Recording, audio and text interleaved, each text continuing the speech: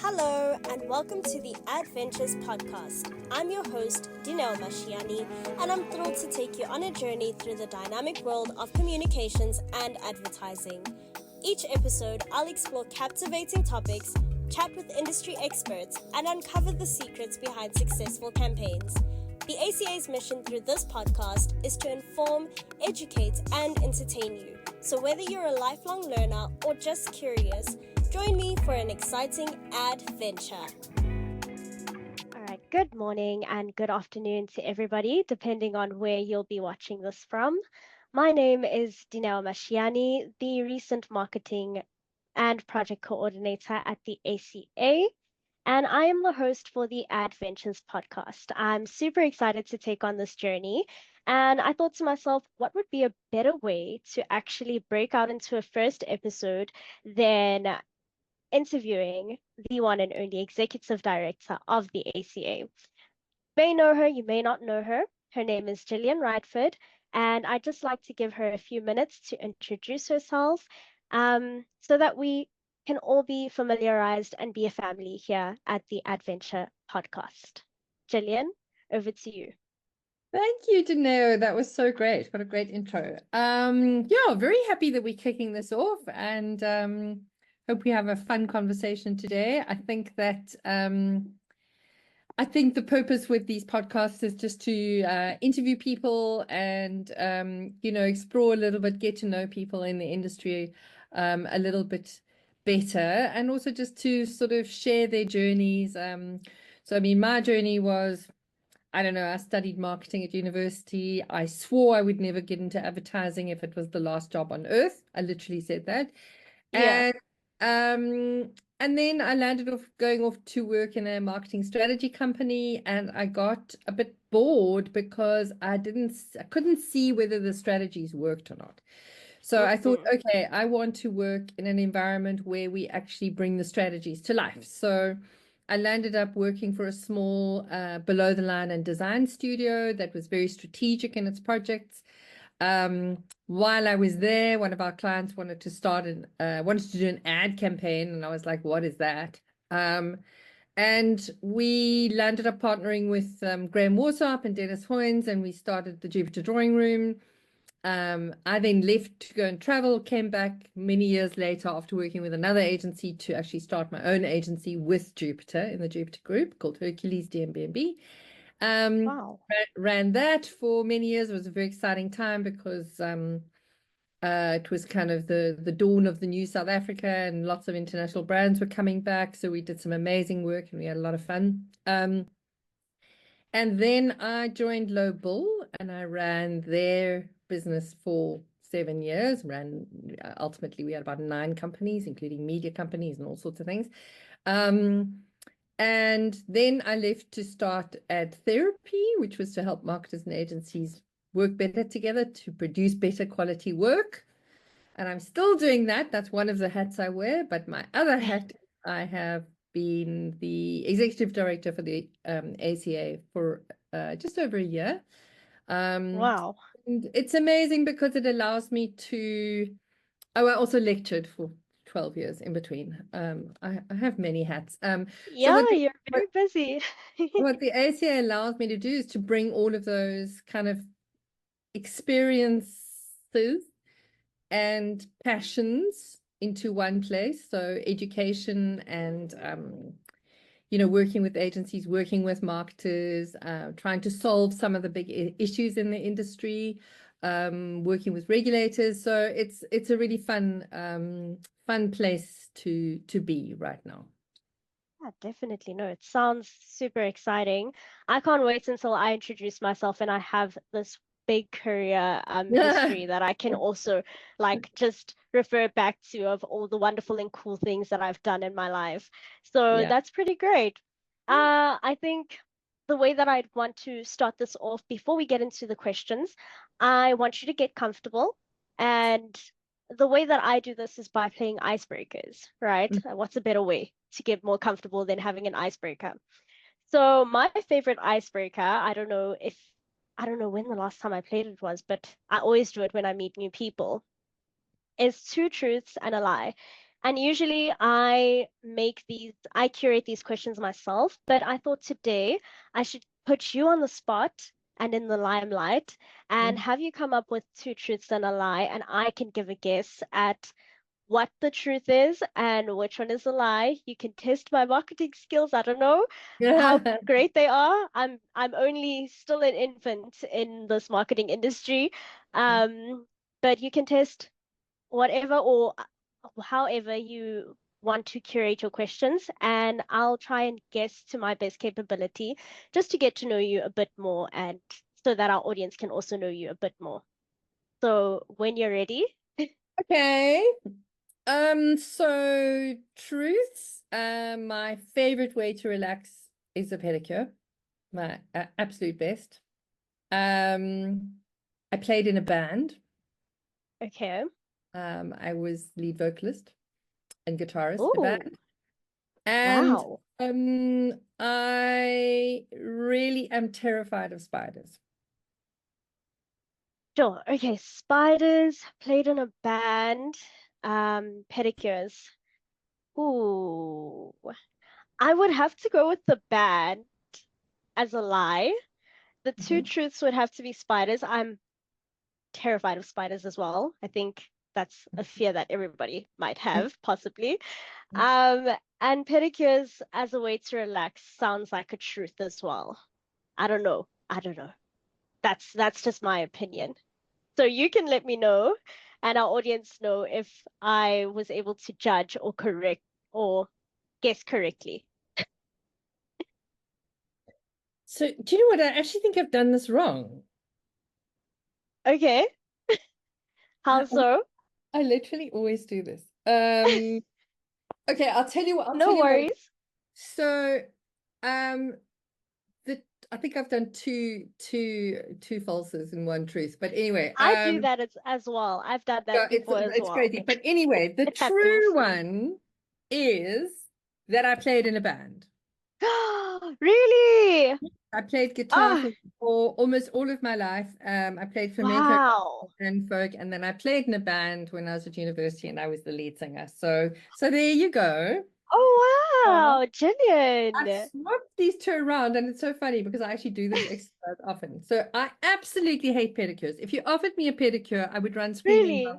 No, I Oh, will not. wow. No, definitely not. And I love spiders. No ways. I am a member of two spider clubs, No. and There's I am actually a obsessed. spider club. There's spider clubs. Oh yeah. There's the South Africa Spider Club. Yep. I am a member. No And ways. I absolutely love them. And the minute I see a spider, I'm up close and getting in its face and not in its face. I just want to see what it is and I want to see if I can identify it. And I just love them. I'm mad about them. Oh So my word. yeah. Wow. I So would I have think never I gave you guessed. two untruths. And what did I give you? I gave you two. Oh, never mind. Anyway, now you know It's more. okay. We know so much more about you now. You love spiders. Would have I never do. guessed. You Yeah, played in a band. I Wow. do. Hmm. So you're quite musically inclined then, I'd say. So that's amazing. Wow. And don't give me a voucher for a pedicure, then we'll all be happy.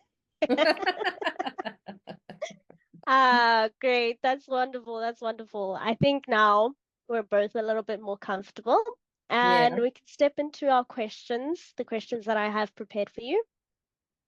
So, going into these questions, I think the most burning question on my mind and hopefully on our viewers' minds is what is the ACA and what role do they play in the sector of advertising and communications? For those of us who don't know, my peers who might not know what the ACA is. So, there are a number of industry associations, and the ACA is primarily a membership association for advertising agencies. We do have some members who are different types of agencies, PR or research or otherwise. But essentially what we do is we look after the interests of the agency network in South Africa. We do so because we want to be a self-regulated industry. So what we mean by that is that if we don't have an industry association, we could land up being heavily regulated by government. So one of the things that we do is we interact with government. So we interact with the MAC sector council. We interact with, at the moment we're having very sort of exploratory conversations around AI protocol in advertising. But essentially what we do is we attempt to keep the industry self-regulated. We look at things like pitches and pitch behavior, ideal behavior that basically helps agencies, and also marketers. And we interface very strongly with the other industry bodies like the ARB, the Advertising Regulatory Board, and MASA, which is the Marketing Association. So, and the various other media and research and all of those things. So the point of the ACA, I think, is to kind of protect, nurture, and grow the advertising sector. By and that growth can come through educational initiatives or bursaries, but we also look at things like remuneration models and stuff. So it's very all encompassing. It's very overarching, and it requires a lot of cross industry discussion with the creative circle, for example. And so it's interesting. The other thing that the ACA does, which kind of ties into its broader role, is that we run the Effie Awards.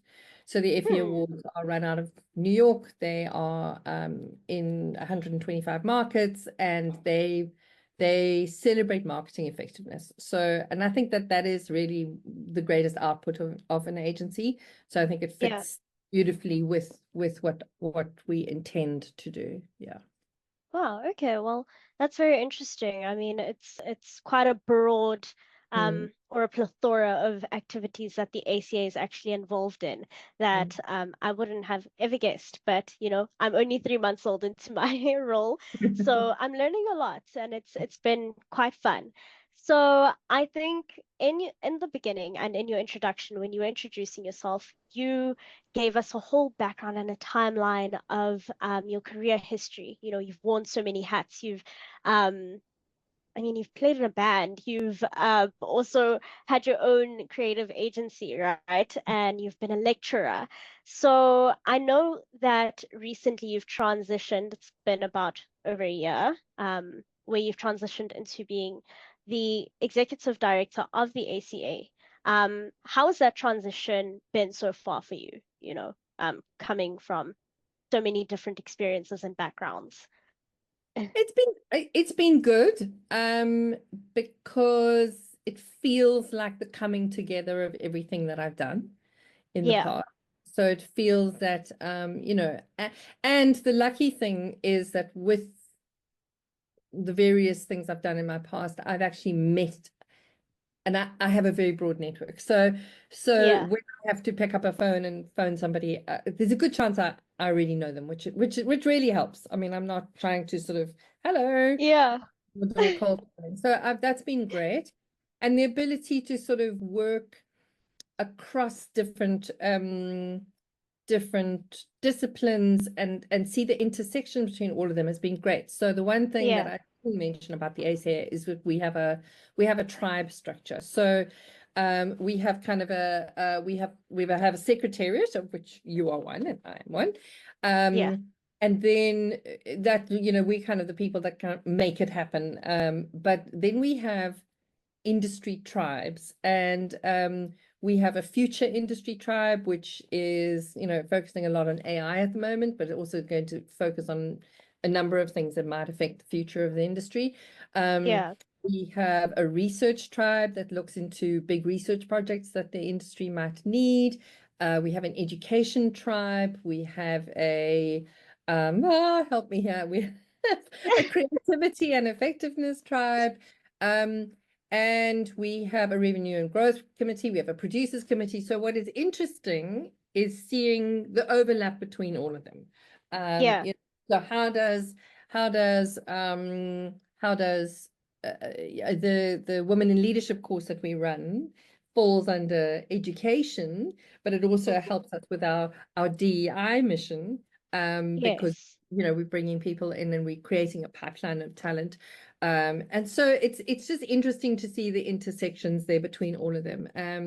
The one thing that was very different for me and is very different for me is that in my consulting role, consulting is quite lovely because you have a lot of time to think. Yeah. Um, and ponder, where this job is a lot of meetings and a lot of committees and a lot of meetings about meetings and task teams and things, and so Yes. just from I suppose the biggest challenge is just managing time and making Yeah. sure meetings that you're in, you're actually kind of meant to be in and can add value to, rather than just sort of taking up time, because time is quite valuable. Yeah, okay, okay. Well, that is quite interesting. You mentioned the tribes, right? And I think what struck my curiosity or strikes my curiosity is how do people become members of those tribes, or who do they entail of or consist of?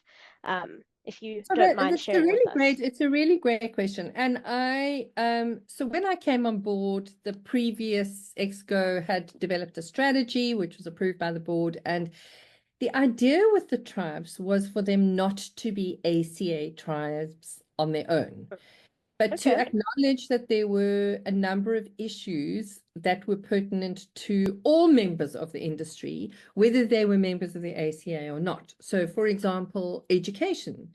We have people from different education portfolios that sit on there. We might bring, so we like to bring in people from outside of our membership base. Yeah. If I look at the future industry tribe, Jared has worked quite hard. Jared Sinman is the leader of that tribe. He's Yes, worked yes. quite hard at looking outside of the ACA members specifically and finding people to sit on the tribe that can really add value. So I don't think we've got it right yet. What we decided to do to actually really push this tribe thing and get them implementing key projects was to focus them this year and to make sure that each tribe has one very strong deliverable. Because Yeah. previously they had a list of 12 things that they had to do, and then obviously nothing gets done. So what we've Yeah. done is been quite strategic in selecting who leads each tribe. And at the moment, it is an ACA board director who leads each tribe. Okay. Um, and we then leave it up to that person to assemble the tribe. But then what we've done, me and Charlene, who's our chairperson, we've really honed in on what is that tribe going to deliver this year. What is maybe there's two things, but what is the one big thing that they're going to deliver, and then they work on that. So Okay. we've got for example, in education, we've got a lot of stuff going on in education, but the biggest focus on education this year is actually to relaunch a youth inspiration program, which we are calling Gen Era. And that's going to come out in the next, I think our first one's going to be end of May. Yeah. So our focus from an education tribe is, right, let's do that. But what I would say, if anybody's Okay. listening to this and they want to join a particular tribe, reach out. You don't have to be a member of the ACA to do it. And the more we can have diverse and interesting voices from the entire industry, the better those tribes will actually be. Yeah, definitely. I think it sounds like a wonderful opportunity. I'd definitely be interested. Do you think, as a student, if there are students who listen to this, would there be room to incorporate a student into a tribe, or is it only limited to our working professionals? I'm not sure. It's a good question. Yeah, I think it's definitely nice to be able to bring the voice of youth into discussions, and there is we've been talking about doing a junior board, for example, and looking for talent within the industry that is that we can bring up, and we can, and maybe that's something we've got to talk about at Gen Era. yeah, How do we yeah, actually, once we've built that Gen Era base, which is for people that are, maybe not quite students, they're graduates, but sort of 1 to 5 years. yeah, yeah, How do they, one of the things that we've spoken about is maybe for each tribe, we have a junior kind of component, and then they get to go and implement certain projects. And I've always found in my other work, I've always found when you allow more junior people to actually have a voice, they're often very unrestricted in their thoughts, and they're often quite idealistic, but free of cynicism. Yes, yes, true. So they're actually a great tonic, because they're not someone who goes, oh well, we've tried that and it didn't work. They're Yeah. wanting to be innovative. So it would be great to try and find a way of doing that. Oh, something that we can hopefully look forward to then. Yeah. Yeah. I think you spoke about the challenges that you've faced coming into the new role. Like there's tons of meetings, and as a consultant, you were really you had the time to ponder and think. I don't know if we could tap into the opportunities. If we could also tap into the opportunities that this role has come with. Yeah, if you'd like to share that, that would also be wonderful. Yeah, I think the opportunities are just to network with the leadership of the industry, both here and internationally. Yeah. And to really look, I had such an interesting discussion yesterday with the leader of the European Advertising Association, and they've created a global advertising association that they're keen for us to be part of. Hmm. But also just working with the FE team, and working across, having meetings with their representatives in Chile who run the FE Academy there, and they're doing such an amazing job. I think Yeah. I think there are opportunities to kind of network at that level, and to talk to people who are doing really good stuff, um, exploring and grappling with some of the challenges that the industry faces. That's been an amazing opportunity, and I would like to think that we can start offering more of that value to our members. So, we've started doing a series of master classes, and we're going to be launching the FE Academy, and it's how do we, so one of the big questions everybody always asks for any of these associations, and when I ran Yeah. agencies, I asked exactly the same thing. What on earth are we paying for? Yeah. And part of it is that representation part that I spoke about at the beginning. But the other part is just someone exploring issues and trying to find solutions, and bringing conversations to the table, like the AI conversation, or forming alliances with other union or other associations that can really add value to our local members. So there's so much scope. There's so much opportunity. Yeah, definitely. Okay, well, that's wonderful. I would like to also ask, right? You did mention the Effie's quite a bit, and the ACA is home to the Effie Awards in South Africa. Can you share with our audience, just the significance of the Effie Awards for agencies and marketers, within the world of marketing, communications, and advertising? Yeah, Yeah, so the FE Awards, their sort of strapline is ideas that work. So they are the leading award globally for marketing effectiveness. And what that means is the process you've got to go through when you compile an FE case, and if you're an FE judge, you've got to take this case and analyze each of these things. Is there 4 pillars? And the yeah, first pillar is the objective, the context, the challenge. So that's pillar 1. How difficult was the challenge? If you're a market leader and you've got a challenger brand nipping at your heels, were you able to defend your leadership share? Or if you're a challenger brand and you're in a very dominated industry, were you able to actually gain some traction? So we look at the depth of the challenge. How hard was it really for you to achieve what you did? Then pillar 2 is about the insight. So who were your customers? What was the insight to what they were doing at that moment in time? Why did you think you could connect with them in the way that you did? And then what was your yeah, strategic platform? So how did you get, so that's pillar 2. Pillar 3 is then how did you bring that platform to life? So how did you activate it in creative? And yeah, what channels did you use, and why? Why did you choose them? What was your rationale?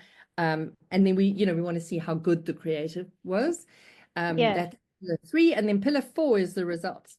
And pillar 4 in the judging framework counts slightly higher than the other 3, and Yeah. has to tie in very closely to pillar 1. So what you set out to do, how did you actually do it? What were your results? And then that, if it was extremely hard what you set out to do and you actually got results, then obviously that counts for quite a bit. So it's a very Huh. interesting process. It's very well done. We have a very big jury, and they're all senior people in the industry. So for people to enter the Effies and to win Effies, it's a real feather Yeah. in the, not easy. And then if you win the gold, you can compete with the best of the best globally. So Cool. yeah, it's an amazing program. Wow. Oh wow, that's truly incredible. I mean, for me, it was the first time hearing about the IFEs. I don't know if that's kind of like bad on my behalf as a marketer, having studied communications and marketing in university. So it's been pretty interesting to learn about the IFEs, and I hope that it's some very valuable information that our audience can also learn about the IFEs, and hopefully somebody goes out and reads about it as well, just to learn more and gain more knowledge, right? And more depth Yeah. into how the IFEs work. So Yeah. I think what I like about them is that it's not just an award for award's sake. It's if you go onto the FE's website, any of them, the global ones or whatever, their cases, if you do the FE fundamentals course, it's based on their own cases. And Yeah. it's such an incredible, rich part of learning about what makes a good campaign. Mm. So the Ipsos work that's just been presented and is also on our FE's YouTube page and all over the place. Ipsos is a global research company. And they one of the things they specialize in is creative research. And they had a look at our award winners last year, South Africa and global. And then they pull out the key things. What makes an FE winner is what also will do really well in the market. So I just feel like it's an incredible resource for learning. And as someone who's been kind of in education and stuff for a very long time, I've always followed the EPs. But for Yeah. you to only be hearing about it is not, you are not alone. It's only our fifth year in South Africa. So I think people who've been Lovely. working in strategy for a long time will be familiar with it. A lot of Mm. marketers are only learning about it, and that's part of the job that we've got to do, is to kind of help people understand what it is actually, and that it's more than an award for me. It's Yeah. a way of thinking, which is really powerful. Oh, that's amazing. That's amazing. All right. So on to our next question. We spoke about the ACA, what it is. I think my next question would be, how does one become a member of the ACA? Like, what is the process? Is it only limited to marketers? Is it only limited to agencies, or can freelancers also become a part of the ACA? At this stage, and it's also an interesting question, you're full of them today, but it's an interesting question because we are also, interrogating whether we should change what we do and whatever. But for now, Yeah, it is open to agencies to join, and it's open to any agencies that join. If a PR yeah, wants to join, or a digital agency, or a content or an influencer agency, any agency is okay, welcome to join. We have a few events and activations agencies. We have a few sponsorship agencies. So it's really any agency. We also have a membership tier for freelancers, and we have a membership tier for individuals and professional companies. So something yeah, like ad therapy, for example, could have been a member. yeah, And what that allows you to do is, when we share members only stuff, you obviously benefit from that. We are going to be with some of the FE Academy stuff. We are discounting it heavily for our members and for our FE sponsors. But it allows you to be part of an industry conversation. So when there are issues that we need to deal with, and we deal with them collectively, you have a voice. okay, And then the wow, process is quite simple. You go to our website or send us an email. There's a little form to fill in, or just let us know. And then we just ask you for a bit of information. We have our growth committee has a meeting with you. We Yeah. ask you questions. We decide what tier of membership you would be relevant for you. Hmm. And then you're a member. And yeah, and then you Wow. can attend our AGM. You can be elected onto the board, so you can stand for the board. And Yeah. then once you're on the board, obviously you're privy to all of the inside discussions and whatnot. But Yeah. remember, you still have the benefits of belonging to the biggest and the kind of most representative industry association. Great. Wow. Okay. Mm. All right. And how long does that process maybe take? I don't know, give or take for somebody to It could actually. take a day or a week, or it just depends. I Wow. mean, it's Okay. really not, we do ask for some information on the business. So, Yeah. as quick as you can get that to us, or if you're an individual, you just have to fill in a form and supply a couple of pieces of information, and then we assess those. Our revenue and growth committee meets once a month. Yeah. And what will happen is that if there is a request that comes through, it will not wait for those meetings. It will generally be processed really quickly. So Okay. what tends to happen, we also have benefits. We have very preferential rates on um, production insurance.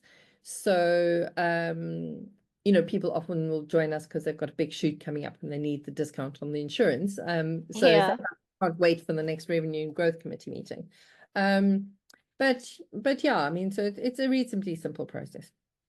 Okay. No, it sounds simple enough. I don't think it should it should encourage a lot of people to actually become a member with all the benefits that it entails. And I think my very last question I have for you um, is what are some of the exciting events or activities that our members and non-members can look forward to seeing from the ACA in 2025? Well, I know I'm putting you on the spot. I'm so sorry. no. It's just that I've built a whole content calendar. Uh, And I think that obviously the first thing, well, the two things coming up in May, which are the Gen Era launch, Mm, which is going to host a number of really exciting young dynamic people who are going to be host a panel. Um, okay. and that's happening in May. We have a employment equity seminar in May, because while we look at advertising things specifically, we agencies are businesses too, so Yeah. we try and bring them any updates in law, in employment equity law, or in copyright law or whatever. So Yeah. there have been some changes to that. So we are hosting with a company called BE123. We're hosting an in-person, at this stage, workshop in May, and then there are a host of webinars that are scheduled for the rest of the year, and our producers committee is doing fantastic masterclasses on production. And while they are production specific, I would recommend Yeah. them to everybody because they're so interesting. I mean, the last They one was are. a guy talking about virtual production, and I mean, I learned a whole heap. Good. So those are happening every quarter. We have some very interested speakers that are coming to us from we are joining up with Eat Big Fish.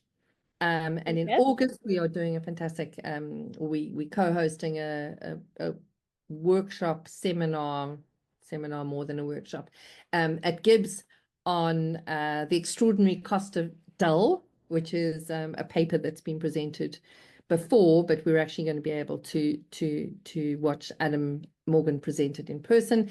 And then we've got Wow. a number of other things. So we've got a full calendar, which Yeah.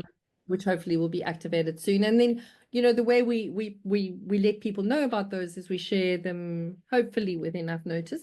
We share them on social media. We share them via our email database.